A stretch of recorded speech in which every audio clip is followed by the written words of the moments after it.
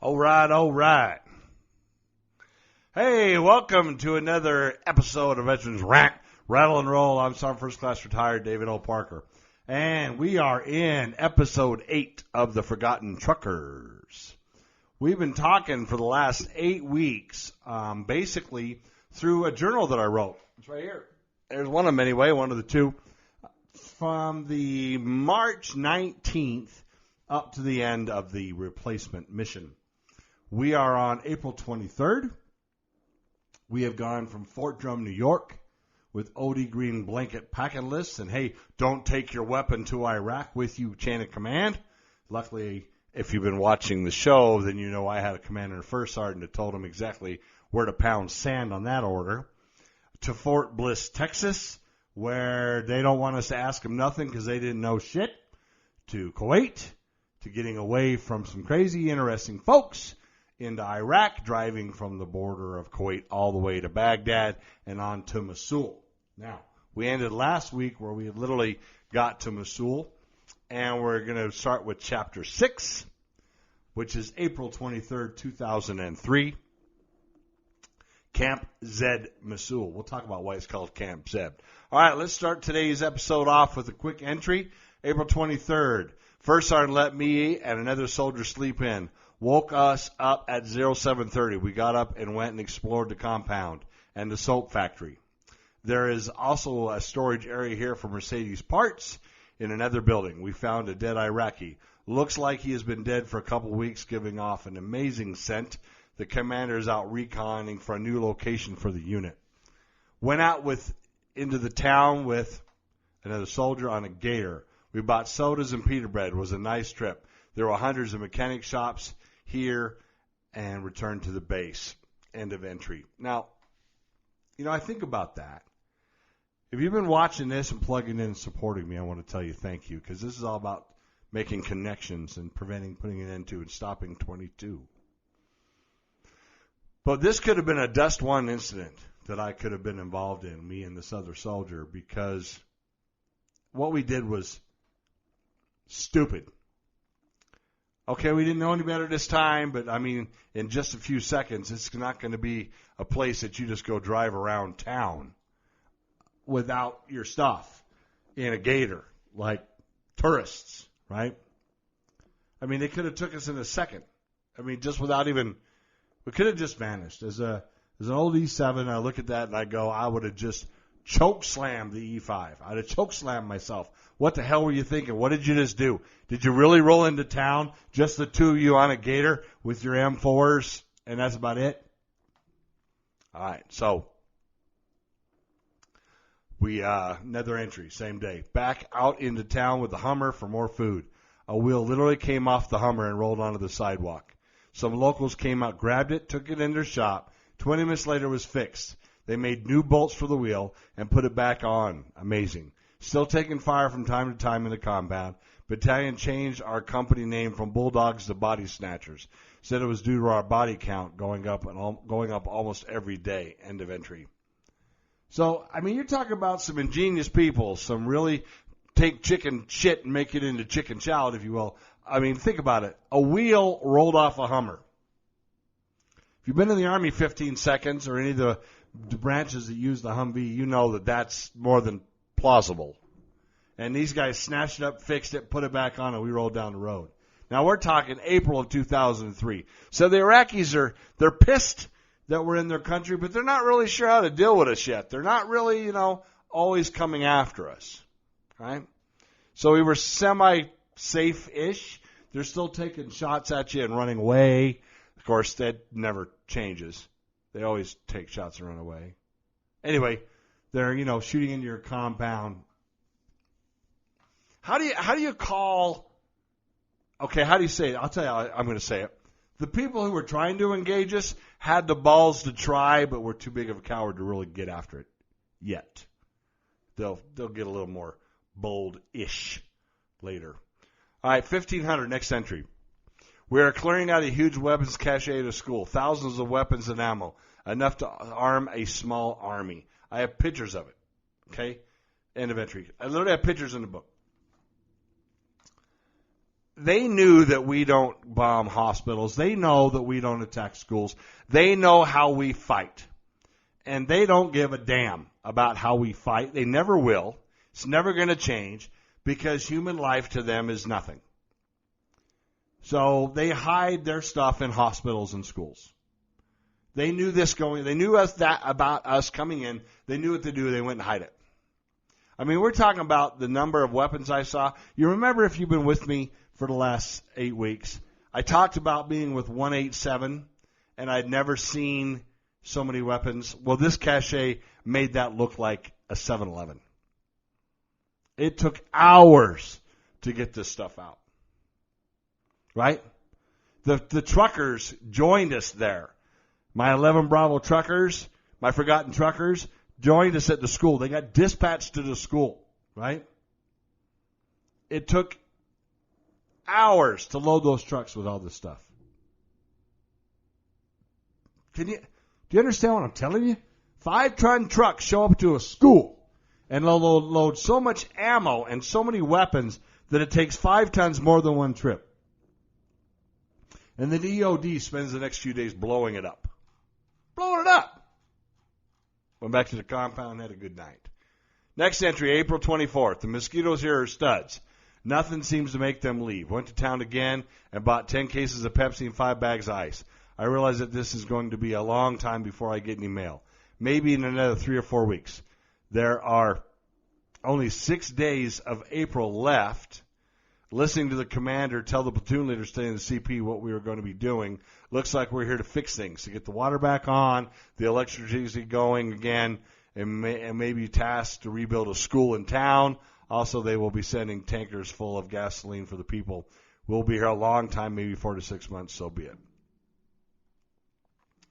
The 11 Bravo truckers daily showed up. The Forgotten Truckers. We changed the name. The Forgotten Truckers showed up in the compound daily. Most of the time, they were actually there. That's why this book hasn't ended. Because it wasn't just about me being with Bravo 3rd of the 502nd Infantry Body Snatchers, an amazing, amazing unit. It wasn't just with me hanging out with Staff Sergeant, at that time, Gary Jackson and many other soldiers. The truckers were there. You know, I should have known when I was listening to what the commander was telling us that these tasks that were coming down were going to be long and arduous. They were going to be never-ending. And that we were dealing with a people that they felt like we had invaded their country. Because whether we rolled in saying we were a liberation force or not, we had definitely invaded their country. All right, same night. 2000, out on patrol. There are 4 of us moving within the 40-man patrol. We stopped to watch the men in the fire station who were watching porn. End of entry. I remember that.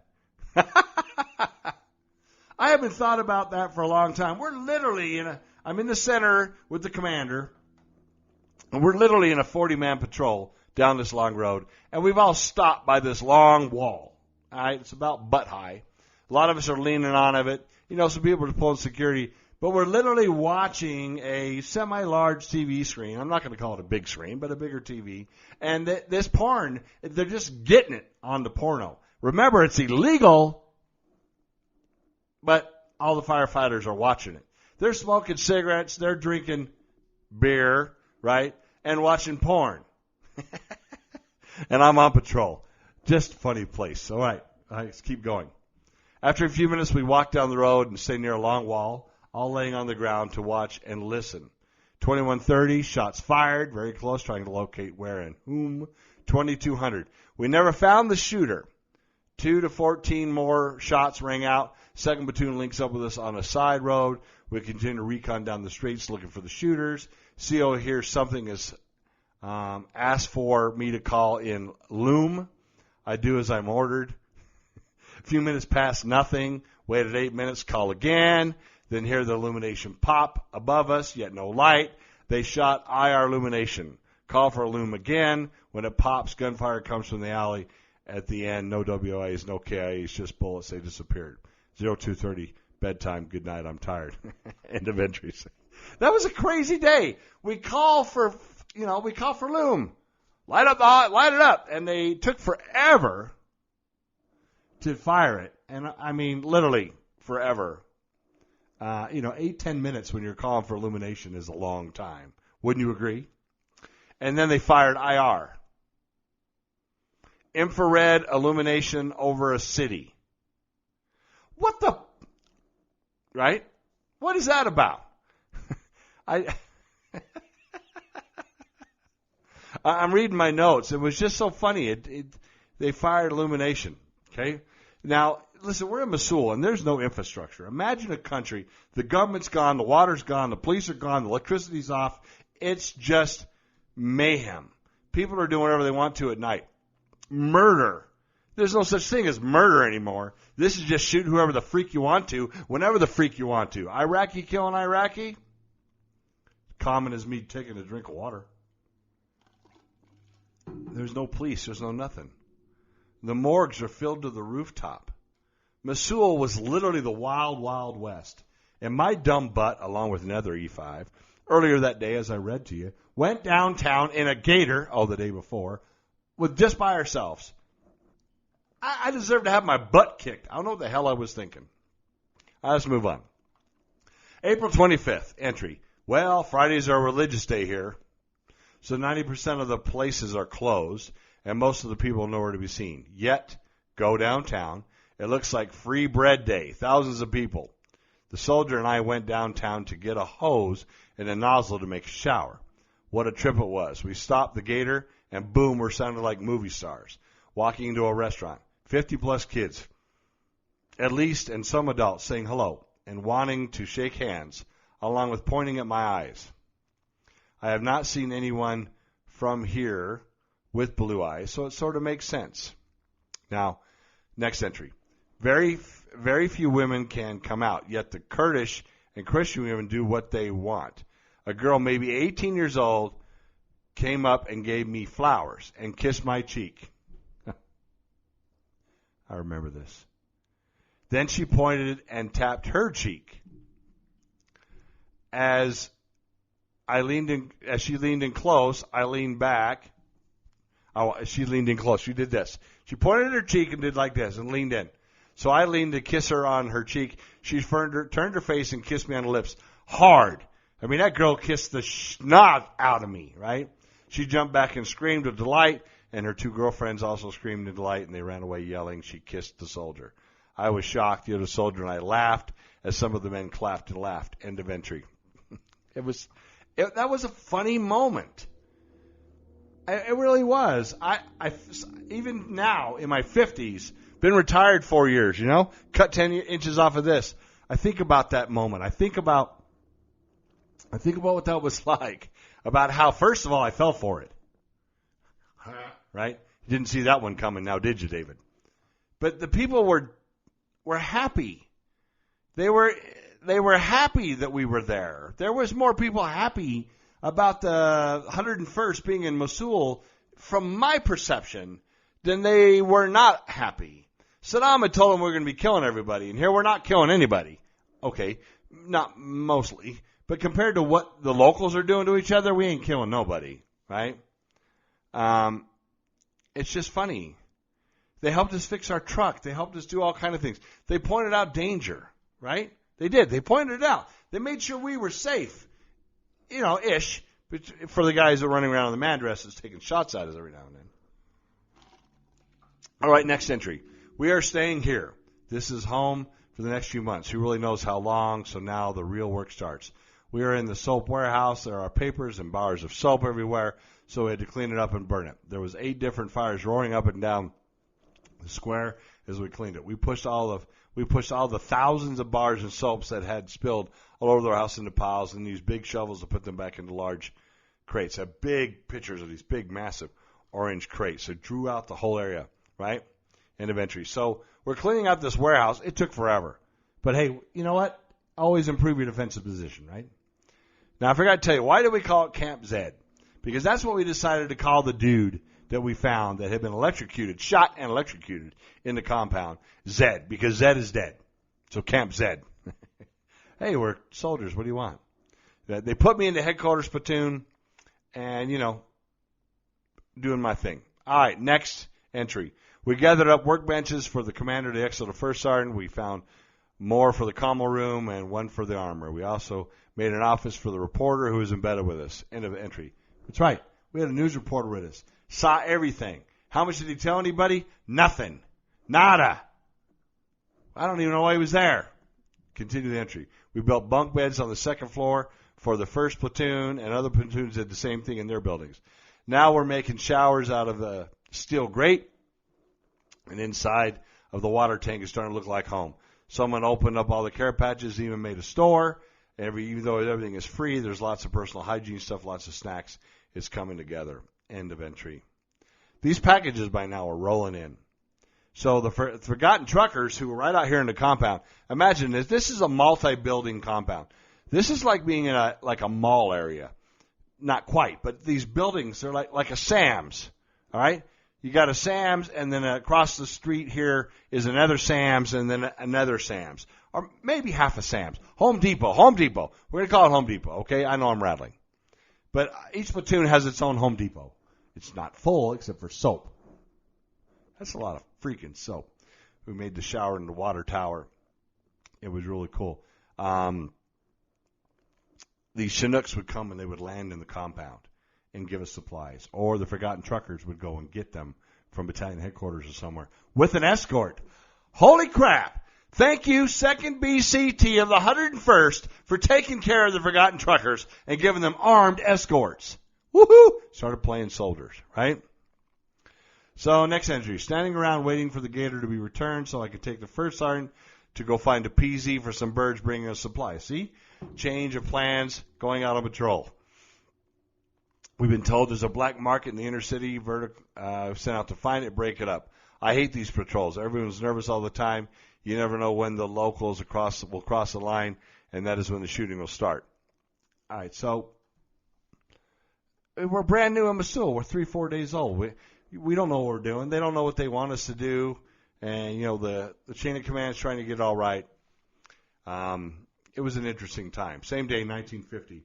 I am back, and I have changed. We were patrolling in the city center and stopped to take a break. Took time to pour water on my face when a little boy, maybe 8 or 9, walked up to me and said, "Thanks, mister, for I am like you." I looked at him and asked, "How are you like me?" He said, "I'm a Christian. And, now that Saddam is gone, I can believe what I want to and not be afraid that they will kill me for it." This brought tears to my eyes, and I reached out and hugged him and told him to remember to thank Jesus every day for what he did. He kissed me on the cheek and ran away to play. I raised my eyes to heaven and thanked God for allowing me to be here and meet that little boy. I swore I would try to be like this little boy in my strength to be faithful for no man nor government to stop this boy's belief. End of entry. I have a picture of the boy in the book. Now, at that moment, I felt like that kid had a chance, that things would change.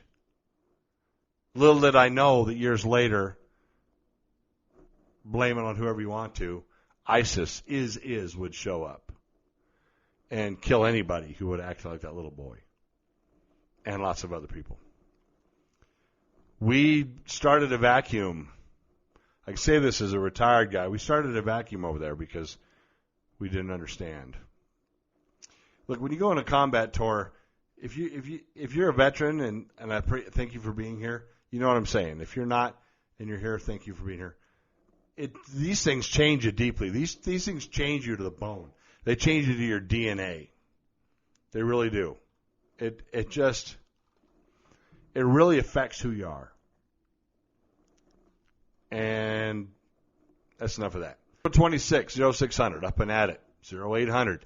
I am headed to the battalion talk with the first sergeant in the XO. Wow. It's paradise in the desert. One of Saddam's palaces is where the battalion headquarters is. Rose bushes on both sides of the roads. Vineyards, 3 pools, water, statues, 6 different buildings. They have normal showers and real toilets. Life in the battalion is good. The truckers are here. All those nights we spent exhausted and dirty. Now my brothers are living in luxury with showers. That's awesome. Picked up a generator so we can get some power back at the camp. End of entry. First time said we're going to be here a while, so you better believe I took my boots off and soaked my feet in the pool. Hung out with one of the truckers. Had a couple cigarettes with a couple of the truckers. Hung out with that 214 staff sergeant. who I hadn't, who I drove all that time with. They're really having a good time. They told me that they've been doing trips down to Baghdad and back to pick up stuff for the brigade. He wasn't complaining about their workload. He said they were being treated very, very good. All right, 1100. We leave the battalion and head to the BSA. Traffic pattern here is like driving in Korea. Nobody cares, and you can't read the signs anyway. These people drive down the road on both sides in both directions and don't seem to care. This drive anywhere they want to. I just have to push through in the truck. There are unexploded mortar and artillery rounds literally laying in the middle of the dirt roads, and you leave the BSA. Talk about making you nervous riding down the road. End of entry. I'm telling you, there was unexploded ordnance right in the middle of the damn road. Make you want to go, what the hell? 1300. Arrived back at the dog pound, a.k.a. back home, Camp Z. They had hooked up the shower, and the water is dark brown, and then it turned a gold color. Took a shower anyway. End of entry. I sometimes think about those showers, and I wonder, is that why I got all those shots? So we could shower in anything? All right, 1600, back out on patrol with the commander and the squad. We're going to a compound called PDK. Some person with power in the city runs the compound.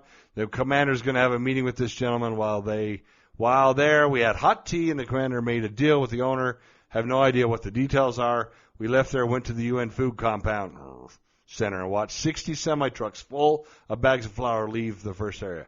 I found this very weird. Many of the Iraqis are starving, yet the local politicians are shipping the food to Syria. We have learned that the PDK is initials for the new Iraq Police Department here in Mosul. This could get interesting real fast. Okay, end of entry. I could scream and yell, pound my fist on my desk.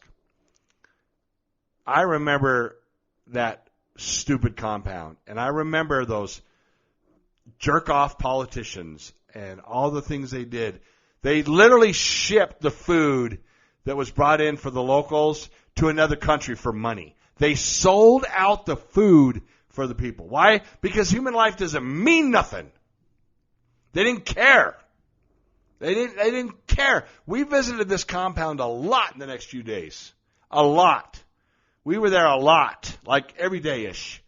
And there was more food leaving Mosul, going to Syria, and going to other countries than feeding the people. And there was nothing we could do about it. As an E5, that pissed me off. As an E7, I fought that crap every time I deployed, and luckily it really gotten less. As a retiree, it just makes me crazy. I mean, I'm reading right here. There are lines, food lines in the towns that were hours long. That a lot of these blue bongo trucks that would go out and get food and bring them to Mosul, they would drive 100 miles to bring food into town. But some 500-pound jerk-off politician, some wannabe Iraqi police monkey head, would sell the food to other countries, all to make money for themselves. Listen, that PDK didn't last long. They were a problem almost instantly. It was like arming your own mafia and saying, hey, do whatever you want to do, okay? It's your stuff. We don't care. We're just here. Saddam's not here to stop you. We're not going to stop you. We're going to stand here and watch you treat people the way you do and just do your thing. No, I don't have any PTSD about this stuff. I have anger issues about this stuff. Sheikhs suck. I watched them for days give away people's food and starve kids and people because they're just trying to find a way to make their own money. All right, same day, 1800. We're back at the compound. Just got word that the PDK is holding illegal TCPs. See? And the battalion commander with the QRF and a lot of support rolled up on this TCP. They immediately surrendered and went away. They haven't been in power one day, and they're already doing this kind of stuff. End of entry. They formed, the first day they formed, now they're doing traffic stops, and they're holding people at gunpoint, and they're stealing everything from these people. I'm in a foreign country. My family doesn't know where I am. I mean, I've written letters, so maybe they know by now. The first 6 weeks to get here was a total crock of crap. And now I'm in Mosul. And I'm telling you how it was like those first few days. No fluffy, let's write up a mission statement that says this bullshit. I'm telling you what it was like. All right? Police officers getting bribed to let people drive down their own road. 2100. One of our squads was ambushed at the gas station they were watching. We loaded up into trucks, got to the station as fast as possible. As we got there, the ambushers were all running away. We stayed with them until 23:30. Then went back to camp bedtime. So the truckers, we jumped into the back of truckers because they're on the different compounds, right? The guys that I've been riding with for the last few weeks, and they got to take us to go deal with an ambush. Listen, I left out a lot of the gunfighting because I'm not. That wasn't what I was writing about. I knew we were going to be in combat. We were in combat. I'm trying to tell you that we had a hard time figuring all this stuff out. The 101st, 2nd Brigade of the 101st, 3rd to 50 Deuce, they figured it out. They figured out how to take a complete pile of horse shit and turn it into a burger stand. Like a million other soldiers have done. Marines, airmen, people in the Navy, seamen, everybody has done. Taking this steaming pile of crap and turn it into something worth sort of fighting. So we're going to end here on the 26th of April. All right? Because I just want to tell you thanks for sharing. And we probably have 3 more weeks of this, 3 more episodes before this ends. Iraq doesn't end for me, but this ends. And I want to tell you thanks. And I'm going to finish this out. But I have a message to all my fellow veterans. I need your help to keep supporting Stopping 22. I need your help. I have a couple weeks worth of interviews left, and then nobody's saying yes. I'm literally sending out 50-plus invitations a week to come on here and tell your story. Come on here and rattle your sword. Come on here and rant and rave. And I'm getting no responses. I'm getting no's. So if you know anybody that wants to come on the show, that would be great. Please send me a message. I'm not that hard to get a hold of. You can send me a message through YouTube. If you're listening to me on the podcast channel, we have email addresses. You can send me an email at veteransRRR. It stands for Veterans Rant, Rattle, and Roll, but it's just veteransRRR@gmail.com. Can you do that? I really want to keep on pushing and making this happen. This following week, retired Staff Sergeant John Fisher is coming on. And then the next week, we have an amazing air medic coming on, Thomas, rock and roll show. But hey, if Veterans Rant, Rattle, Roll is going to keep going and keep on working to support fellow veterans, it's going to keep on driving to help prevent, fight, stand up against 22 and make connections, I'm going to need your help. All right? We've been at this now for a couple, 3 months. Veterans Rant, Rattle, and Roll needs your help to keep going. But hey, between now and then, reach out to somebody. Make a connection. Come on. Don't give in. Don't give in to the bad stuff. Come join us, all right? I'm Sergeant First Class retired David L. Parker saying, I want you to keep serving. You're an amazing human being. You're a veteran. You're incredible. Until I tell you, see you next time, keep your head up.